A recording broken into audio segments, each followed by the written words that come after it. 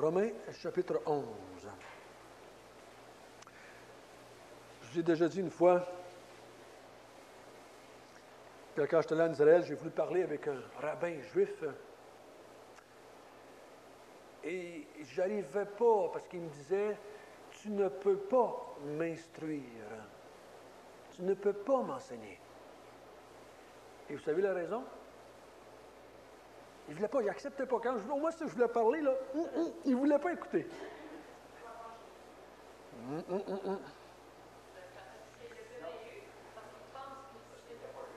J'étais pas un juif, j'étais un païen ou un gentil. Il me dit, tu ne peux pas m'instruire. Tu es un païen, tu es un gentil. C'est moi qui dois t'instruire. C'est moi qui dois t'enseigner.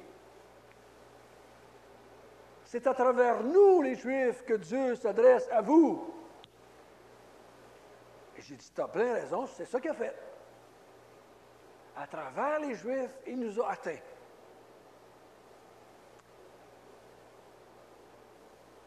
Mais pour un Juif, l'entrée des païens dans l'Église était un casse-tête épouvantable. Ils ont trouvé ça excessivement difficile. Les Américains, les actes des apôtres, ils ont trouvé ça bien difficile de voir les païens ou les gentils entrer dans le royaume de Dieu. Parce que dans leur compréhension, dans leur conception de Dieu, ou des promesses de Dieu, ou du peuple de Dieu, les gentils n'étaient pas dans la partie.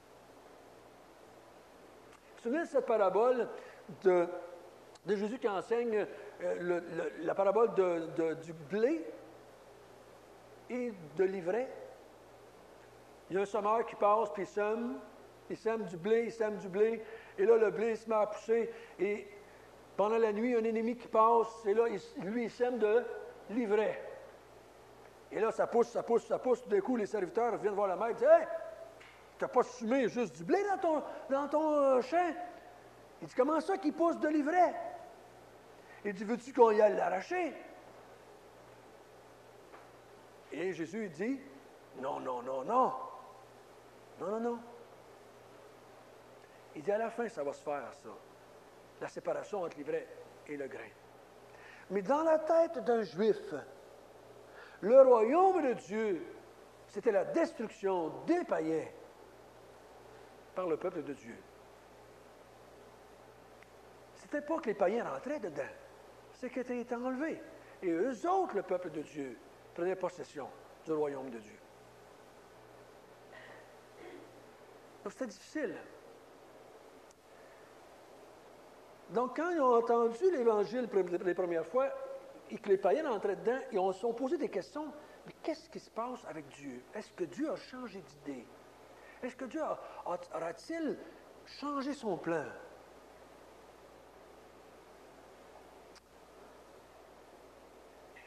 Vous vous souvenez de ce passage que vous avez peut-être déjà cité, ou quelqu'un vous a déjà cité, que je dirais à travers, ou de travers, ou hors contexte. Souvent, on fait ça en tant que chrétien. On dit des versets bibliques. C'est biblique, mais ce n'est pas dans le contexte. Vous avez déjà entendu dire quelqu'un qui avait annoncé la parole de Dieu à quelqu'un, prêché la bonne nouvelle, et là, la personne était plus ou moins ouverte, et le chrétien a dit, « Ah, mais la parole de Dieu ne reste pas sans effet. » Qui a déjà entendu ça? Ouais, vous l'avez déjà dit même aussi, hein? Mais vous avez parlé à travers votre chapeau. C'est pas ça que le texte parle. Quand vous citez le verset, c'est un verset qui est dans Isaïe, c'est le verset dans Isaïe 55, ça vous citez là. Mais c'est pas ça que le texte parle. Le texte ne parle pas, quand moi j'annonce l'Évangile, ça ne va pas rester sans effet. Ça va faire de l'effet du maillot d'un autre. Parce que la parole de Dieu ne retourne pas à lui sans avoir fait de l'effet. Donc, pas grave, c'est pas écouté, pas grave, c'est pas converti, c'est pas grave, il y a quelque chose qui va se passer à quelque part. Mais le texte ne parle pas de ça. Le contexte de ce texte-là que vous citez, c'est que Dieu venait de parler par le prophète Isaïe Dieu a fait des prédictions. Dieu a annoncé les choses futures. Et il dit, toutes les paroles que j'ai déclarées vont s'accomplir. Ils ne vont jamais être vaines. Ils ne vont jamais revenir à moi sans avoir fait l'effet que j'avais dit que ça ferait. Ce n'est pas que quand moi je parle, ça va avoir un effet. C'est quand Dieu a déclaré quelque chose, ça s'accomplit toujours. Si je dis, moi, un jour Jésus va revenir, bien, cette parole-là ne va pas rester sans effet, c'est parce que c'est Dieu qui l'a prononcée. Mais je peux te la dire, et elle va rester sans effet dans ta vie. C'est pour ça que Jésus a dit, dans le Nouveau Testament, « La terre et les cieux vont passer, mais ma parole ne passera point. » On a cité celui-là souvent aussi pour parler que la parole de Dieu ne va jamais être détruite. La Bible, je parle. Ça ne parle pas de ça. Ça ne parle pas de ça. Ça parle que ce que Dieu a déclaré, ça va s'accomplir. On pourrait détruire toute la Bible, puis avoir une Bible au Canada. Ça n'empêche pas que les paroles de Dieu s'accomplissent. Il y a dans certains temps de l'histoire de l'Église, vous avez des Bibles, il y en avait plus gros. Premier, deuxième siècle après Jésus, jusqu'à peu près au 10e siècle, on a appelé ça l'âge des ténèbres dans l'histoire. Parce que la parole de Dieu était quasiment plus existante d'une façon publique, du moins. Mais ça n'a pas empêché la parole de Dieu de s'accomplir. La parole de Dieu s'accomplit toujours. Quand Dieu dit quelque chose, quand Dieu annonce quelque chose, quand les prophètes disaient « Ainsi par l'Éternel », et là, chou, il partait. Tout ce qu'il disait était pour s'accomplir, sans exception. Ici, l'apôtre Paul, c'est ça, dans Romains 11. Et il dit au début du chapitre, « Dieu a-t-il rejeté son peuple? » Ce que Dieu a déclaré ne va-t-il pas s'accomplir? Ce que Dieu a dit, ça ne va-t-il pas ne pas arriver? Et il dit quoi? Loin de là. Loin de là. Ce que Dieu dit, ça s'accomplit toujours. Donc, ce que Dieu avait fait comme promesse, ce que Dieu avait dit au peuple d'Israël, il dit, ça va s'accomplir. Toutes les belles promesses faites à Israël, elles vont tout arriver. Où est-ce qu'ils se trompaient, les Juifs? Ils se trompaient sur la définition de qui était Israël.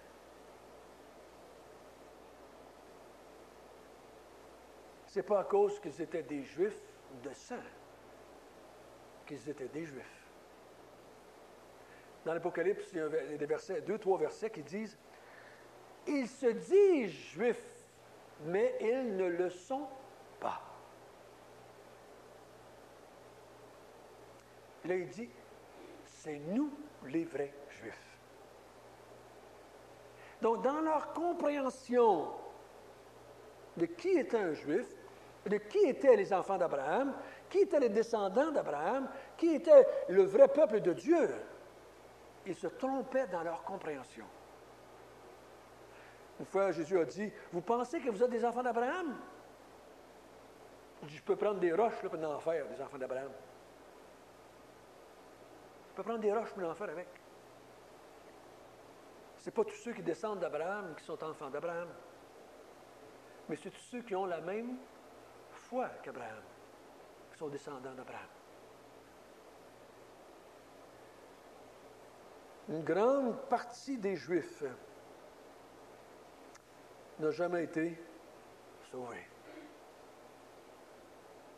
Il n'y avait pas plus d'élus chez les Juifs qu'il y en a chez les gentils païens. Jésus a dit, pendant qu'il était chez les Juifs, beaucoup d'appelés, mais peu d'élus. Ça, c'est autant pour les Juifs que pour les Québécois. J'aimerais bien qu'elle ait dit le contraire. Peu d'appelés et beaucoup d'élus. Mais il n'a pas dit comme ça.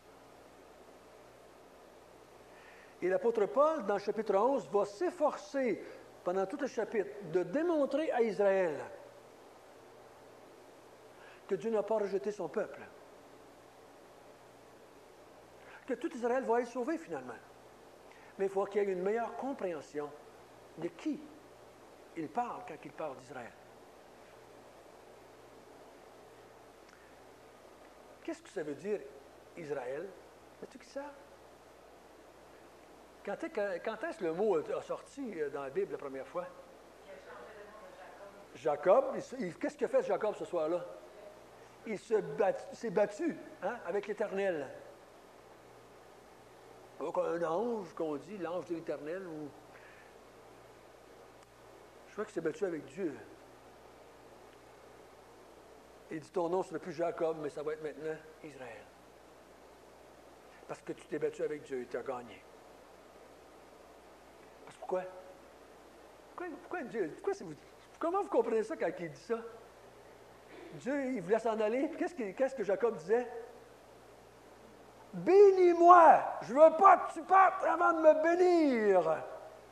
Bénis-moi! Puis l'ange voulait s'en aller, puis il le retenait, puis il dit, tu vois, non, je ne te laisse pas partir. Bénis-moi! Puis il l'a béni.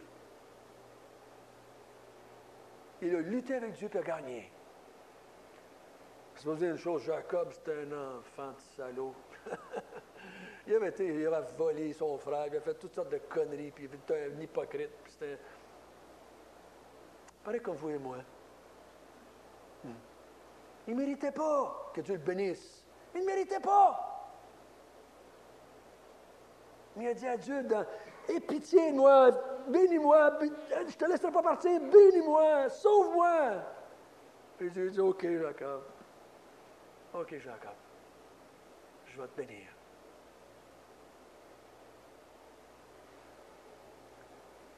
Moi, quand je lis la vie de Jacob, je me regarde dans le miroir, après, je me sens que je suis un bon gars.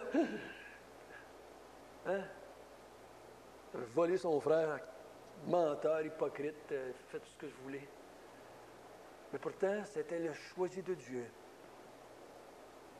C'était le choisi de Dieu. Ça me console. Ça me console.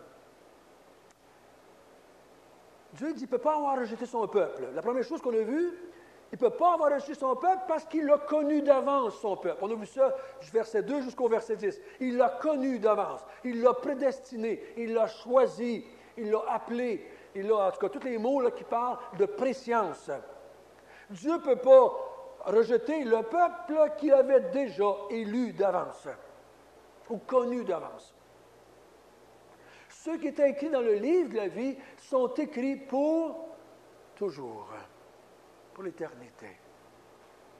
Ceux que Dieu a choisis de tous les temps, ils ont toujours été choisis, ils vont toujours rester choisis. Donc Dieu ne peut pas rejeter son peuple. Parce que son peuple, ce n'est pas ceux qui portent le nom de Juifs, c'est ceux qui sont élus. C'est ceux qui sont élus. C'est ceux dont Dieu a écrit le nom dans le livre de la vie. Ce n'était pas tous les autres. Vous vous souvenez le petit mot que je vous ai dit dans l'Ancien Testament? Dieu a toujours eu un reste. Un petit reste parmi les Juifs. Hein? Il dit, Isaïe, il dit, je suis resté seul? Non, non, non, non. Et je me suis réservé 7000 hommes qui n'ont pas fléchi les genoux devant Baal. Je me suis gardé un petit groupe. Je me suis réservé. Je me suis choisi. Je me suis élu. Je me suis gardé 7000 hommes. J'espère qu'il y avait des femmes à travers ça aussi. Hein? Pensez-vous, mes sœurs? Ben oui. Ben oui. Hein? Je me suis gardé une petite gang. Il dit, c'est la même chose maintenant. Il dit, Paul, c'est la même chose maintenant. Dieu, parmi les Juifs, s'est aussi gardé une petite gang. Et c'est cette petite gang-là qui est vraiment son peuple. Ça, c'est la première raison. La deuxième raison, il dit, Dieu ne peut plus rejeter son peuple, parce qu'il fait tout dans son possible pour le rendre jaloux. On a vu ça la semaine passée, hein? Dieu veut vous rendre jaloux. Dieu veut rendre les Juifs jaloux Paul il dit, je fais tout à mon pouvoir, je fais tout ce que ma petite tête peut penser pour en rendre quelques-uns jaloux, pour en sauver quelques-uns si c'est possible. Il dit, je me réjouis de mon ministère parmi les païens, puis il y en ait beaucoup de sauvés pour qu'il y ait quelques Juifs qui soient jaloux et qui acceptent le Seigneur finalement.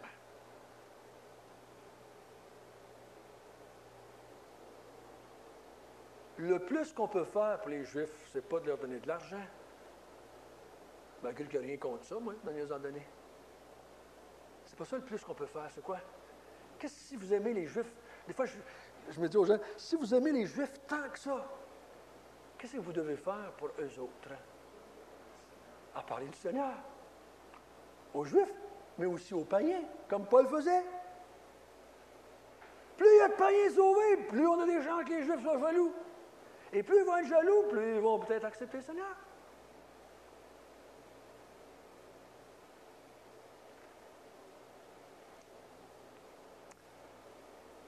Et on va voir la dernière ce matin, la dernière raison du verset 16 au verset 32. 16 à 32. Je vais, si vous n'êtes pas rendu là, vous pouvez y tourner. Romains 11, verset 16. Je vais m'y rendre aussi.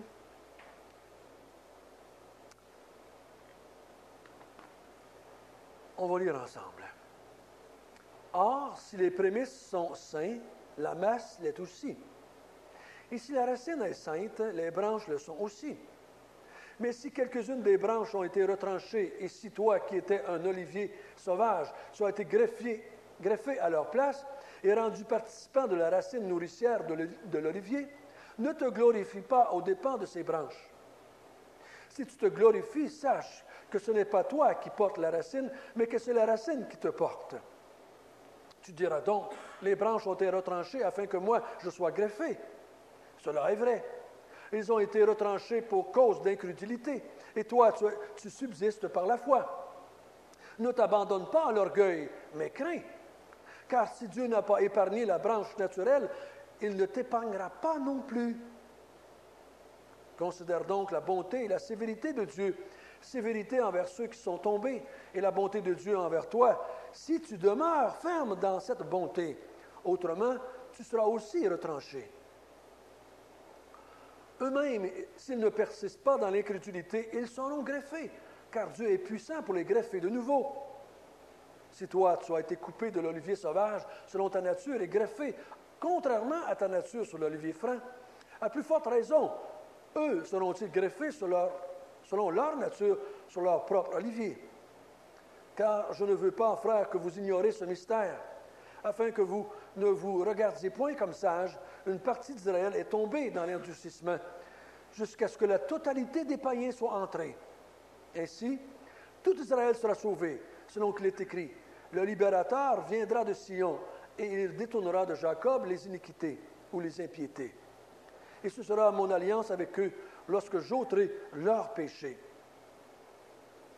Car les dons et l'appel de Dieu sont irrévocables. De même, vous qui avez autrefois désobéi à Dieu et que par leur désobéissance vous avez maintenant obtenu miséricorde, de même, ils ont maintenant désobéi afin que par la miséricorde qui vous a été faite, ils obtiennent aussi miséricorde, car Dieu en a enfermé tous les hommes dans la désobéissance pour faire miséricorde à tous. Ô profondeur de la richesse, de la sagesse et de la science de Dieu! Que ses jugements sont insondables et ses voies incompréhensibles. Car qui a connu la pensée du Seigneur? Ou qui a été son conseiller? Qui a donné le premier pour qu'il puisse recevoir en retour? Car c'est de lui, par lui et pour lui que sont toutes choses. À lui, la gloire dans les siècles des siècles. Et le peuple de Dieu dit Amen. Le texte qu'on vient de lire a un petit mot dedans qui nous laisse un petit peu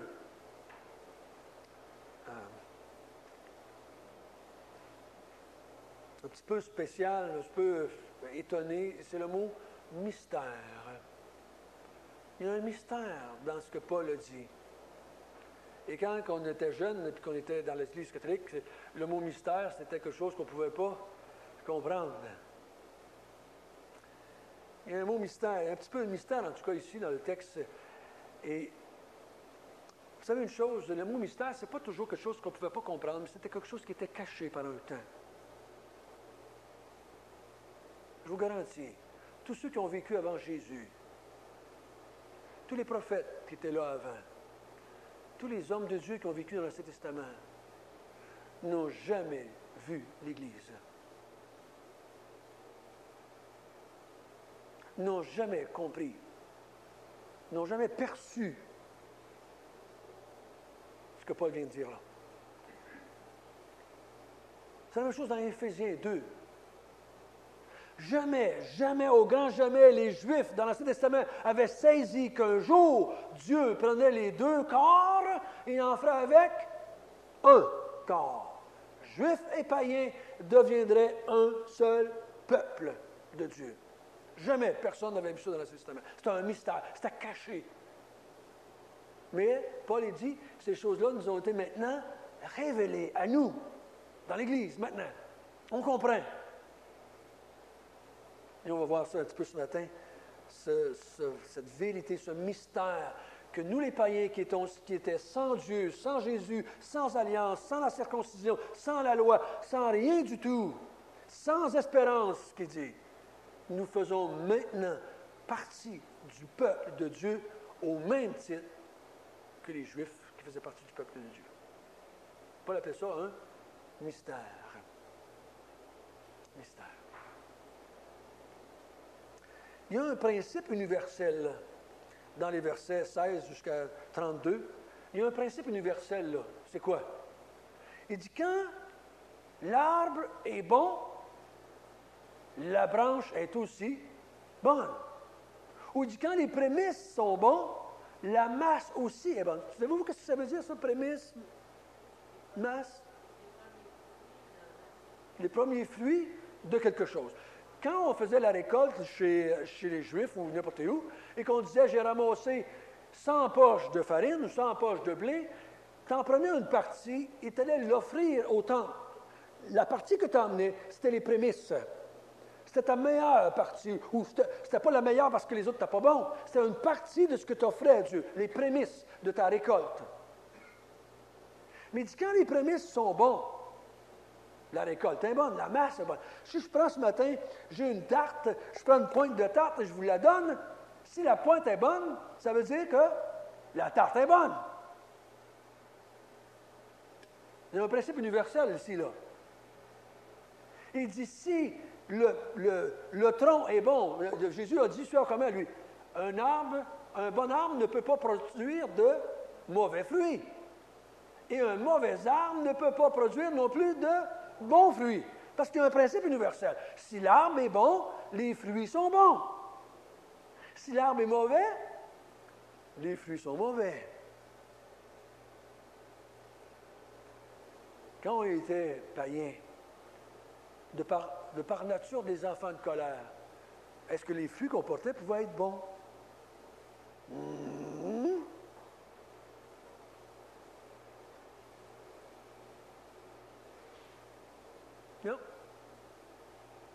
Quand l'arbre est mauvais, les fruits sont mauvais. Quelques fruits ou tous les fruits? Tous les fruits. Quand vous étiez un mauvais arbre, ne vous imaginez pas que vous portiez des bons fruits. Peu importe ce que vous faisiez.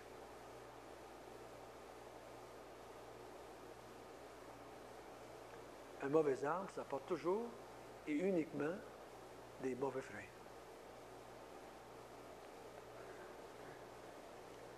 Mais quand on est devenu un bon arbre, par la grâce de Dieu, et qui nous a changés, transférés, ou régénérés, ou fait passer de la mort à la vie, maintenant, cette partie de moi qui est régénérée, elle porte du bon fruit pour la gloire de Dieu. Ici, l'apôtre Paul, il dit, Il dit, écoutez bien, là, il s'adresse aux Romains, c'est des païens, ça, c'est des non-juifs. Il dit, voici ce qui est arrivé. Ici, Israël est comparé à un olivier. Faites attention, ne pensez pas là, ici que c'est la même chose que dans Jean 15 avec le cep. Je vois des chrétiens qui mélangent les deux histoires ensemble. Ne mélangez pas les deux textes parce que vous allez arriver dans le champ de patates. Hein? Jean 15, c'est Jean 15. OK, c'est une chose. Et Romains 11, c'est une autre chose, un autre enseignement. Les deux histoires ne sont pas données pour les mêmes raisons. Parce que des fois, on mélange ça, puis on essaie de comprendre les deux en prenant les deux histoires, les mélangeant. Faites pas ça, c'est dangereux. Ici, c'est Israël, c'est le tronc. Hein? C'est le tronc, c'est l'arbre. Dans Jean 15, le tronc, c'est Jésus. Pas la même chose du tout. Pas la même chose du tout. Là. Fait que mélangez pas les deux affaires. Ici, c'est Israël, c'est le tronc, c'est l'arbre. Et il dit, il y a des branches dedans qui ont été retranchées, qui ont été enlevées, jetées. À cause de quoi? À cause de leur incrédulité. C'est drôle, hein? Pas à cause de leur péché. À cause de leur incrédulité. Ils n'ont pas cru à la parole de Dieu. Ils n'ont pas cru. Et Dieu a pris les branches et les a jetées au loin. Puis il a dit qu'il a pris des branches, maintenant qui n'étaient pas des branches de par la nature, capables de se greffer là. Lui, il a fait un miracle. Il a pris des branches d'olivier sauvage, puis il les a hantées ou les a greffées après l'olivier, à cause de leur foi. Et maintenant, il participe à la racine. Il participe à la sève, à ce qui monte de là. Ça veut dire qu'ils vont jouir des bénédictions de la racine. Ils vont jouir des bienfaits que la racine a. Elle est plantée dans la terre, dans ce qu'elle va se nourrir et elle va produire des fruits à travers cette branche-là qui a été greffée. La branche devient bonne parce qu'elle est greffée à la bonne racine.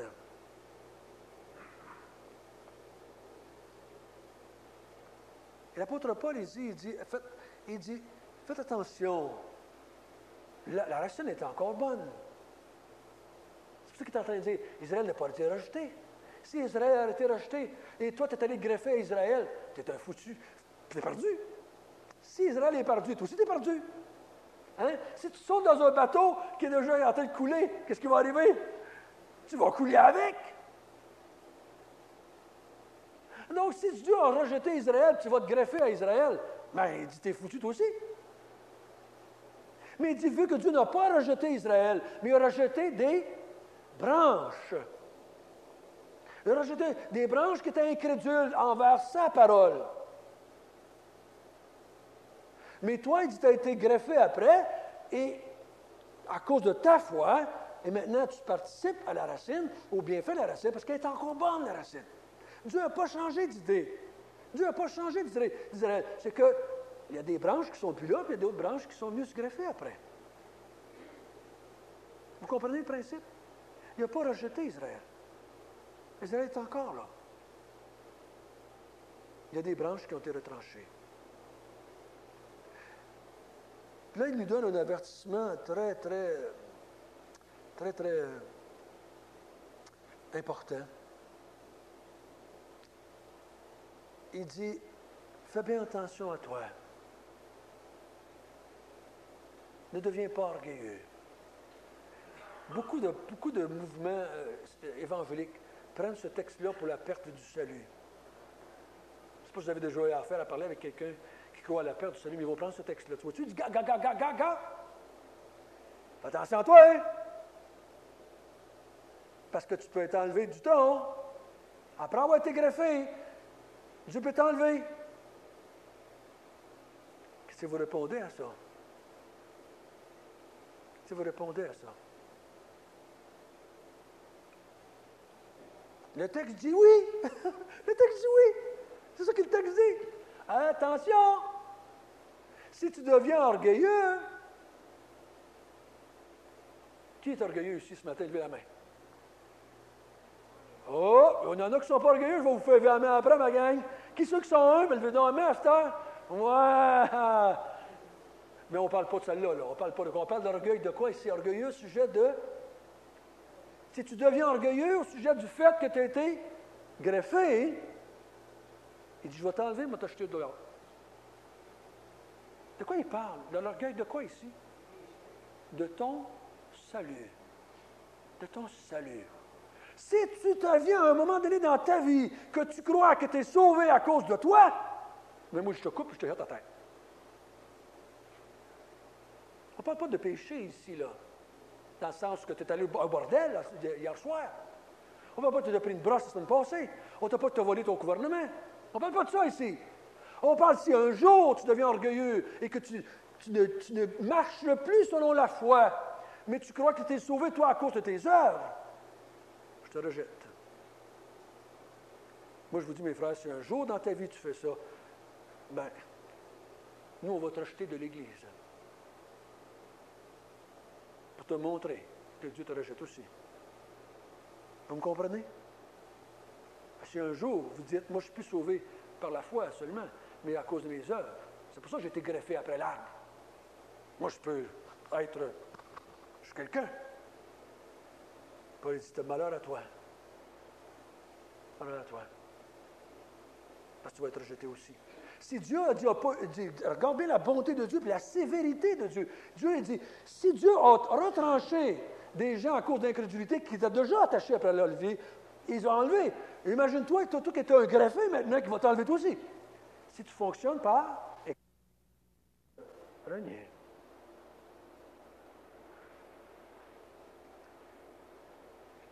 Est-ce que le salut de la Bible est éternel? Oui. Oui. Je crois sur Dieu comme faire. La chose que je vous ai déjà dit, c'est est-ce que moi je l'ai? Ce salut-là.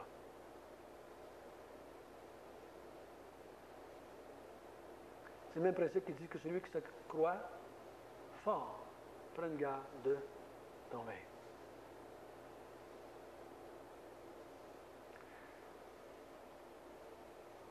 Ne deviens pas orgueilleux de ton salut, mon frère et sœur.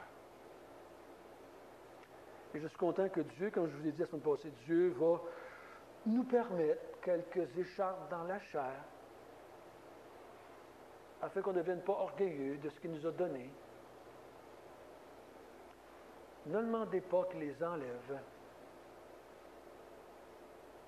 Réjouissez-vous qu'il vous garde humble. Parce que c'est souvent, dans notre vie, on devient orgueilleux face aux païens. Il faut que Dieu nous ramène, il faut que Dieu nous humilie pour nous dire, hey François, ce que tu as reçu, je te l'ai donné par pure bonté. Ne t'imagine pas que tu es quelqu'un de spécial.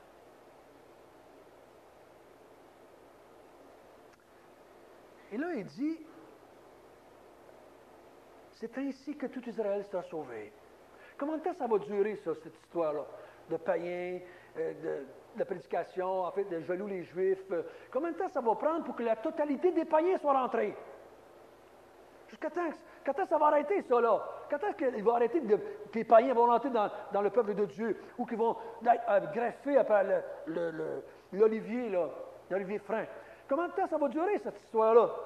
Jusqu'à quand? Oui, non? Jusqu'à quand? Ça va finir quand? Quand Jésus va revenir! Quand Jésus va revenir! Quand Jésus va revenir, la totalité des païens sont rentrés et ainsi, tout Israël sera sauvé. Tout Israël va être sauvé. Israël élu. Israël élu. Israël choisi. Parce que l'Israël, selon moi, l'Israël de Dieu était dans son plan, les Juifs de chair, et les Juifs aussi spirituels, nous autres.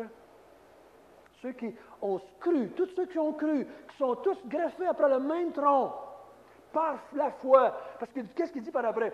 Dieu a enfermé tout le monde sous le péché, afin de faire miséricorde à tout le monde. Que tu sois juif ou païen, tu es sauvé par la miséricorde de Dieu. Il n'y a pas de salut pour les juifs, puis un salut pour les païens. Tout le monde est sauvé de la même façon. Dieu a renfermé le monde entier dans le péché, afin de pouvoir faire grâce à tout le monde.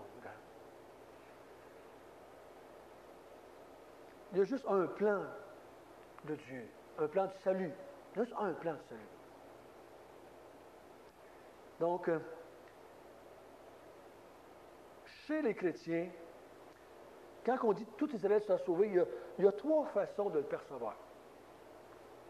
Il y en a qui disent que quand Jésus va revenir, les Juifs vont voir Jésus arriver sur le mont des Oliviers, vont mettre le pied sur le mont des Oliviers, et à ce moment-là, les Juifs vivants, tous les Juifs vivants vont se convertir en masse. Tout le monde va se convertir. Parce que là, ils vont voir qu'ils se sont trompés. Il y a des chrétiens qui croient ça. Et ils disent, après le retour du Seigneur Jésus-Christ, tous les Juifs sur place vont se convertir.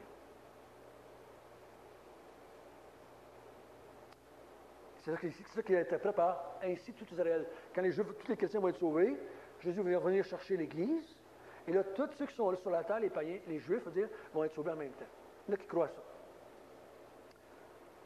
D'autres disent que tout Israël va être sauvé, c'est les Juifs et les païens.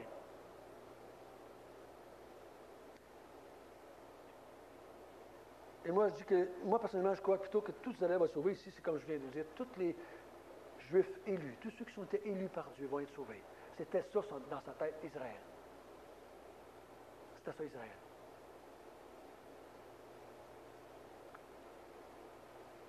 Pour moi, personnellement, un Juif, ce n'est pas celui qui est circoncis dans la chair, mais qui est circoncis dans le cœur.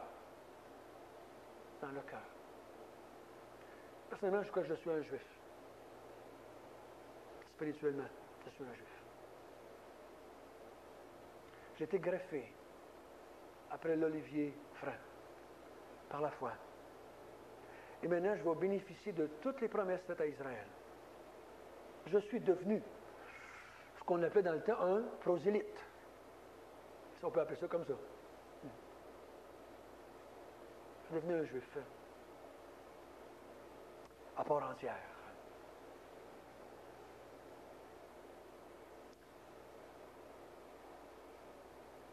Il dit à la fin, au verset 33, « Ô la profondeur de la richesse, de la sagesse et de la science de Dieu, que ses jugements sont insondables et ses voies incompréhensibles. Car qui a connu la pensée du Seigneur et qui l'a été son conseiller? Qui lui a donné le premier pour qu'il puisse recevoir en retour? Qui? Personne, hein? Personne. Personne. Dieu, c'est comme l'apôtre Paul est émerveillé par le plan de Dieu, émerveillé de la façon que Dieu a fait les choses. C'est incompréhensible comment Dieu se fait les affaires pour nous sauver. Pour sauver Israël, pour nous sauver nous. C'est pour ça qu'il dit que toute la gloire lui revienne. Que toute la gloire lui revienne.